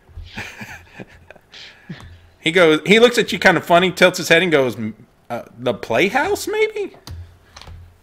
You just keep dragging. Anywhere else that us fancy folk might want to visit while we're there, we got many different tastes among the group that likes different things. Some of them like to eat real good. Other ones like the plays, and I mean, I like the lady folk, but that's something else. But you know, we're shopping. He thinks a minute. He goes, "Well, there's a really nice bar downtown, but I think Angela's expecting y'all." You know Angela? She's the head of the guard. Well, I'm part of the guard. I'm familiar with her. I'm not going to say we have lunch. What has she told you about us? So that you'd be showing up. Drowned him in the middle of the river. I'm half tempted to Do you really say that? Because if so, he's going to be like holding on to the chain with both hands going. Because remember, even though what he as afraid of Aiden is, maybe potentially of him, you and Aiden represent, again, the greatest threat that has been in the North as a collective whole, right? It's the whole notion of the dragons returning and Tiamat trying to be risen from the dead, from whatever nine hells that she's currently residing over. And he's just kind of shaking his thing. He's just like, "Y'all are going to eat me, are you?" I've eaten smaller fellas. No, I taste horrible. And all of a sudden you start noticing, he's like, "Hey, sir, if you want to, you can definitely help me move across the stream faster now." I'm going to try to help pull it. I can help you out. I appreciate your help. Thing, those are half dragons. We are dragonborn. What's the difference between a dragon and a dragonborn? The tail. The tail. When you see one dragon loves another dragon. What type of books do you read, you high-pocketed freak? I don't read. Oh, you're gonna look at the pictures. Yeah. All right, so it is 10:10, and though I do have a lot of stuff prepared, I think anything that we go to next would take probably a little bit more than half an hour to get through that beginning part. So while we went long on Sunday, I think we're going to wrap up a little early on tonight, if that's okay with everyone. Do we get to level up? Yep. Not quite. Yes, you're teetering on the edge of becoming level 2. So, you know what? In fact, go ahead and level up to level 2 because the difference won't matter. Because it's just more dialogue and a couple of other things that have to occur. So for all intents and purposes, go ahead and level up to level 2.